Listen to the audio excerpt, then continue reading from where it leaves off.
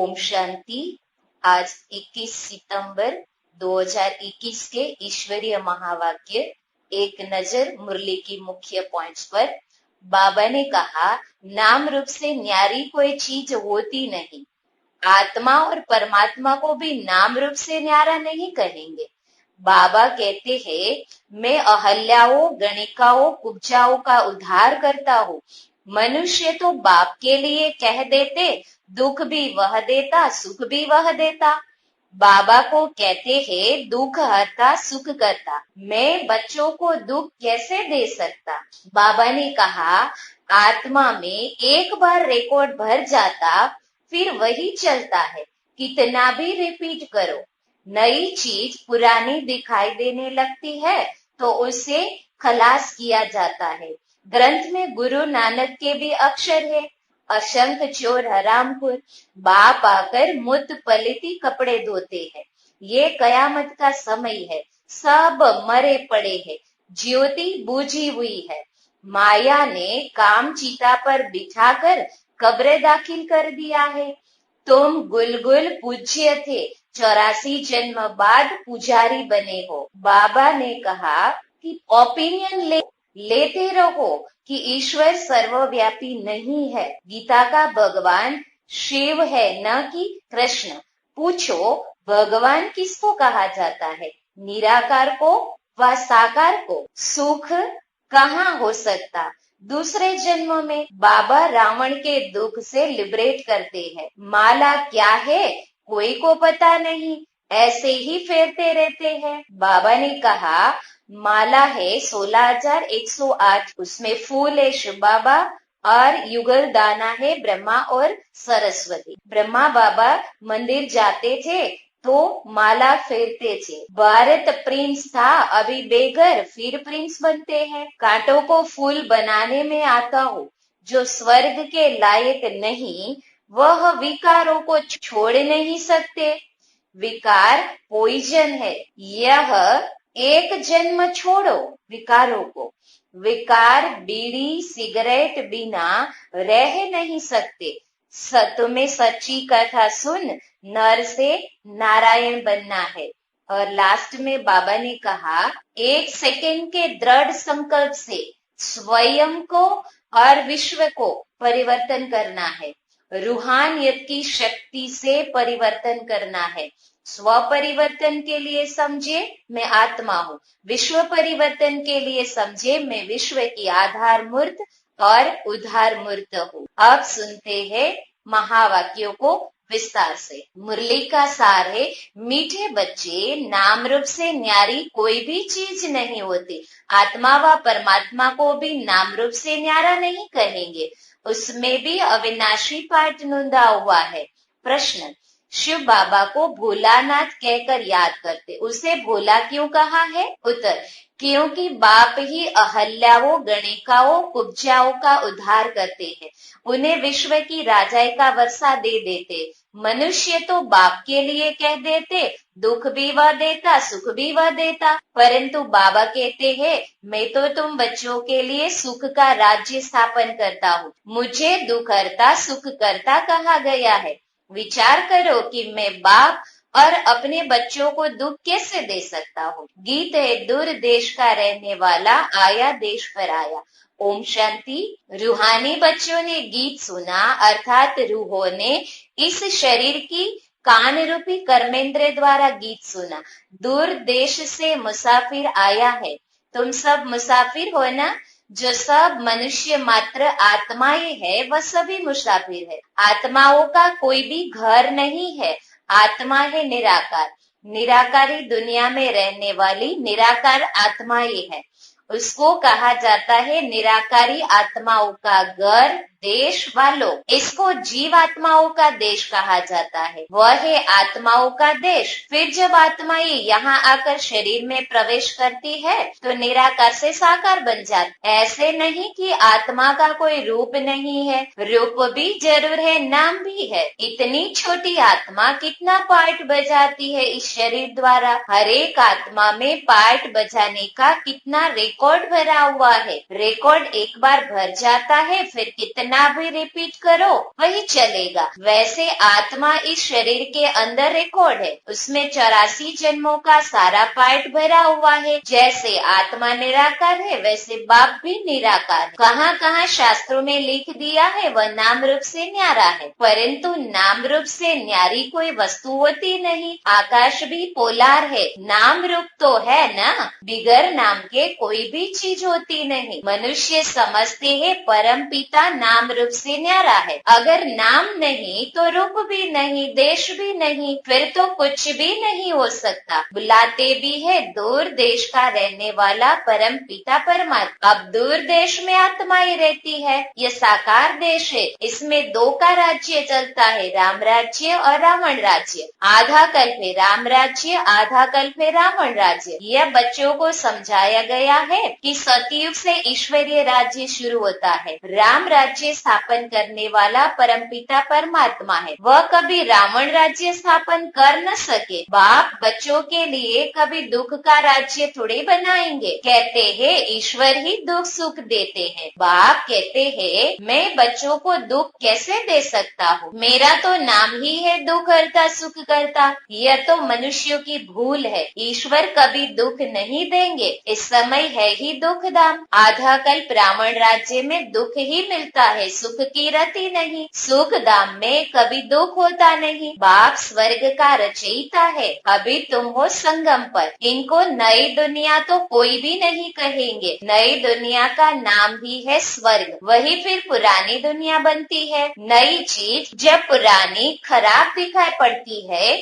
तो पुरानी चीज को खलास किया जाता है। मनुष्य विकारों को ही सुख समझते हैं। गाया भी जाता है अमृत छोड़ विष काहे को खाए। ग्रंथ में गुरु नानक के भी अक्षर है, असंख्य चोर। बाप की महिमा गाते हैं, आप जो आकर करेंगे उससे भला ही होगा, नहीं तो रावण राज्य में मनुष्य बुरा काम ही करेंगे। बाप ही आकर मूत पलीती कपड़े धोते हैं। ग्रंथ में बहुत लिखा हुआ है। सिंधी लोग ग्रंथ रखते हैं। अब यह तो कोई सिख धर्म वाले है नहीं, यह तो है आदि सनातन देवी देवता धर्म के। सिखों का है गुरु नानक, उनको दाढ़ी बाल थे, तो सब सिखों को दाढ़ी बाल होने चाहिए। आजकल तो दाढ़ी रखते नहीं, बहुत फैशनेबल बन गए हैं, नहीं तो फॉलो करना चाहिए ना। हम गुरु नानक के फॉलोअर्स है तो गुरु नानक को फॉलो करना चाहिए ना। यह तो बच्चों को अभी पता पड़ा है कि गुरु नानक को 500 वर्ष हुए,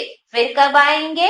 तुम जब बताएंगे। कोई से भी पूछो यह तो बताओ कि गुरु नानक कब आएंगे, कहेंगे उनकी आत्मा ज्योति ज्योत समाई गई। आएंगे फिर कैसे? तुम कहेंगे आज से 4500 वर्ष बाद गुरु नानक फिर आएंगे। तुम्हारी बुद्धि में सारे वर्ल्ड की हिस्ट्री ज्योग्राफी चक्र लगाती रहती है। बुद्ध क्राइस्ट आदि सबके लिए कहेंगे इस समय तमो प्रधान है, कब्र दाखिल है। इनको कयामत का समय कहा जाता है। सब मनुष्य मात्र जैसे मरे पड़े हैं, सबकी ज्योति जैसे बुझी हुई है। बाप आते हैं सबको जगाने। बच्चे जो कामचीता पर बैठ भस्म हो गए हैं, उनको अमृत वर्षा से जगाकर साथ ले जाएंगे। माया ने कामचीता पर बिठाए कब्र दाखिल कर दिया है, सो गए हैं। अब बाप अमृत छकाते हैं, पिलाते हैं। अमृतसर नाम इसलिए रखा है, बाप आकर अमृत छकाते हैं। अब कहाँ ज्ञान अमृत, कहाँ पानी की बात। सिख लोगों का बड़ा दिन होता है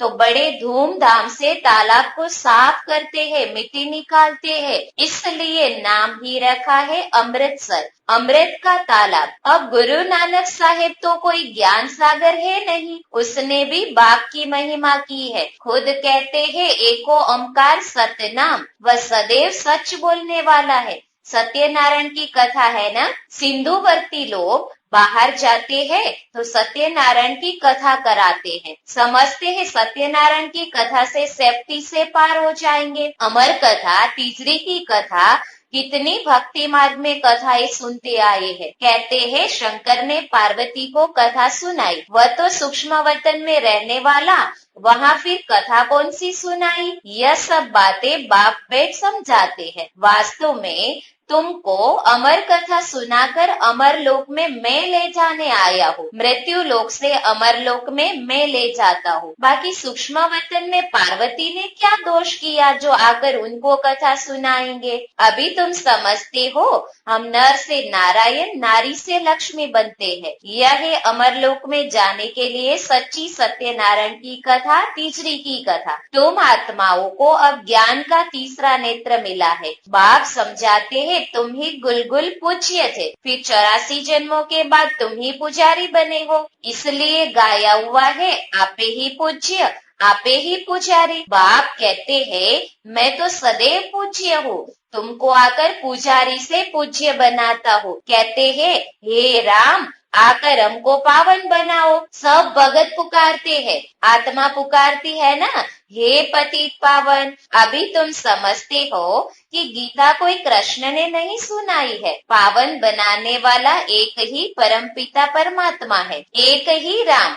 तो बाप समझाते हैं कि ओपिनियन लेते रहो कि ईश्वर सर्वव्यापी नहीं है। गीता का भगवान शिव है, न कि कृष्ण। पहले तो पूछो भगवान किसको कहा जाता, निराकार को व साकार को? कृष्ण तो है साकार, शिव है निराकार। वह सिर्फ इस तन का लोन लेता है, बाकी माता के गर्भ से जन्म नहीं लेते हैं। पहले नंबर गर्भ में आने वाली है कृष्ण की आत्मा। ब्रह्मा विष्णु शंकर भी सूक्ष्म शरीरधारी है, शिव को शरीर नहीं है। यहाँ इस लोक में स्थूल शरीर है। बाप की महिमा है पतित पावन, सर्व का सदगति दाता, सर्व का लिबरेटर, दुख हरता, सुख करता। अच्छा, सुख कहाँ हो सकता है? सुख मिलेगा दूसरे जन्म में, जब रावण की दुनिया खत्म हो, स्वर्ग की स्थापना हो जाएगी। अच्छा, लिबरेट किससे करते हैं? रावण के दुख से। यह तो दुखधाम है ना।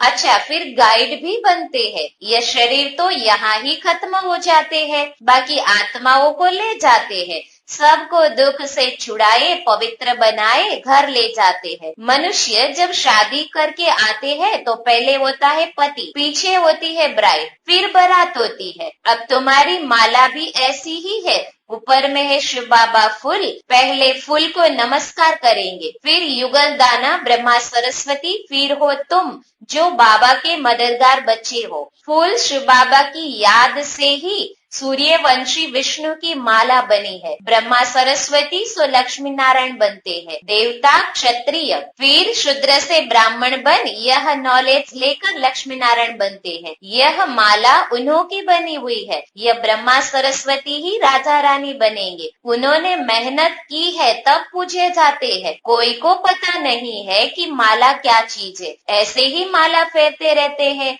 16,108 की भी माला होती है, बड़े बड़े मंदिरों में रखी जाती है। फिर कोई कहाँ से खींचेगा, कोई कहाँ से? बाबा बॉम्बे में लक्ष्मी नारायण के मंदिर में जाते थे, माला जाकर फेरते थे, राम राम जपते थे। फूल शिव बाबा है ना, फूल को ही राम राम कहते हैं। फिर सारी माला पर माथा टेकते हैं। ज्ञान तो कुछ भी है नहीं। पादरी लोग भी हाथ में माला फेरते रहते। पूछो किसकी माला फेरते रहते हो? कहेंगे क्राइस्ट की याद में माला फेरते हैं। उन्हों के बड़े पोप पादरी होते हैं तो वह फिर पोपो की माला होगी। उन सबके चित्र है। पोपो का कितना मान है उनको खुद पता नहीं है कि क्राइस्ट की आत्मा कहाँ है। तुम जानते हो कि क्राइस्ट की आत्मा भी अभी बेगर रूप में है। तुम भी अभी बेगर टू प्रिंस बन रहे हो। भारत ही प्रिंस था, अभी बेगर है, फिर प्रिंस बनते हैं। बनाने वाला है एक रूहानी बाप, बेगर से प्रिंस बनते हो। एक प्रिंस प्रिंसेस का कॉलेज भी है जहाँ जाकर वह पढ़ते हैं। तुम यहाँ आकर पढ़कर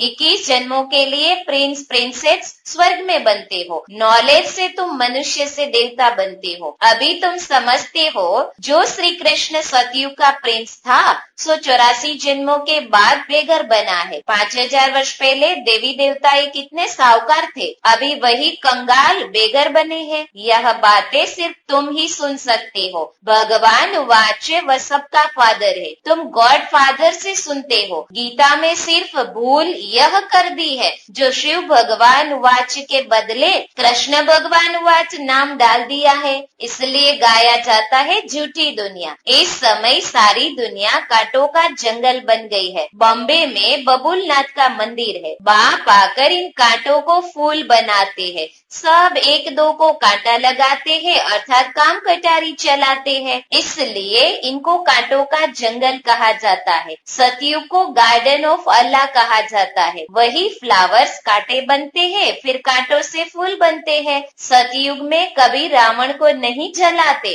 रावण पुराना दुश्मन है भारत का। तुम्हारी लड़ाई है रावण से, जिसने आधा कल्प दुख दिया है। आखिरी बड़ी लड़ाई भी होगी। सच्चा सच्चा दशहरा होना है। रावण राज्य ही खलास हो जाएगा। तुमको फिर सोने के महल मिल जाएंगे। अभी तुम रावण पर जीत पहन स्वर्ग के मालिक बनते हो। बाबा सारे विश्व का राज्य भाग्य देते हैं, इसलिए उनको शिव भोला भंडारी कहते हैं। गणिकाए अहल्याए कुब्जाए सबको बाप विश्व का मालिक बनाते। कितना भोला है। आते भी पतित दुनिया में, पतित शरीर में है। बाकी जो स्वर्ग के लायक नहीं है वह विकारों को छोड़ नहीं सकते। बाप कहते हैं बच्चे अभी यह अंतिम जन्म तुम पावन बनो। यह विकार पॉइजन है जो तुमको आदि मध्य अंत दुखी बनाते। या तुम यह एक अंतिम जन्म इन्हें छोड़ नहीं सकते। मैं तुमको अमृत पिलाए अमर बनाता हूँ, फिर भी तुम पवित्र नहीं बनते हो। विकारों बिगर, सिगरेट बिगर, शराब बिगर रह नहीं सकते हो। मैं बेहद का बाप कहता हूँ तुम एक जन्म पवित्र बनो तो मैं स्वर्ग का मालिक बनाऊंगा।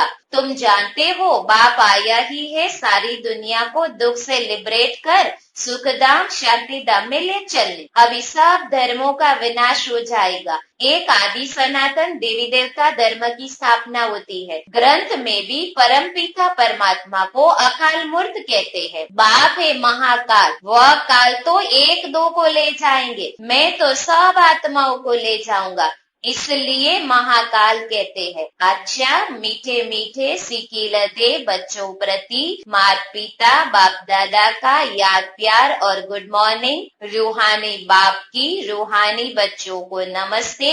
हम रूहानी बच्चों की रूहानी बाप दादा को याद प्यार, गुड मॉर्निंग और नमस्ते। शुक्रिया बाबा, शुक्रिया बाबा, शुक्रिया। धारणा के लिए मुख्य सार पहला, इस अंतिम जन्म में ज्ञान अमृत पीकर अमर बनना है। स्वयं को स्वर्ग में चलने के लायक बनाना है। बुरी आदतों को छोड़ देना है। इस अंतिम जन्म में ज्ञान अमृत पीकर अमर बनना है। स्वयं को स्वर्ग में ले चलने के लायक बनाना है। बुरी आदतों को छोड़ देना है। दूसरा, अभी पढ़ाई पढ़कर 21 जन्मों के लिए स्वर्ग में प्रिंस प्रिंसेस बनना है। सच्ची सच्ची सत्यनारायण की कथा सुन नर से नारायण बनने का पुरुषार्थ करना है। अभी पढ़ाई पढ़कर 21 जन्मों के लिए स्वर्ग में प्रिंस प्रिंसेस बनना है। सच्ची सच्ची सत्यनारायण की कथा सुन नर से नारायण बनने का पुरुषार्थ करना है। वरदान, 1 सेकंड के दृढ़ संकल्प से स्वयं का व विश्व का परिवर्तन करने वाले रूहानी जादूगर भव। 1 सेकंड के दृढ़ संकल्प से स्वयं का व विश्व का परिवर्तन करने वाले रूहानी जादूगर भव। विस्तार, जैसे जादूगर थोड़े समय में बहुत विचित्र खेल दिखाते हैं, वैसे आप रूहानी जादूगर अपनी रूहानियत की शक्ति से सारे विश्व को परिवर्तन में लाने वाले हो। कंगाल को डबल ताजदारी बनाने वाले हो। स्वयं को बदलने के लिए सिर्फ 1 सेकेंड का दृढ़ संकल्प धारण करते हो कि मैं आत्मा हूँ, और विश्व को बदलने के लिए स्वयं को विश्व के आधार मूर्त उधार मूर्त समझकर विश्व परिवर्तन के कार्य में सदा तत्पर रहते हो। इसलिए सबसे बड़े रूहानी जादूगर आप हो। स्लोगन, जो स्वराज्य अधिकारी आत्माएं हैं वे कभी पर अधीन नहीं हो सकती। जो स्वराज्य अधिकारी आत्माएं हैं वे कभी पर अधीन नहीं हो सकती। ओम शांति।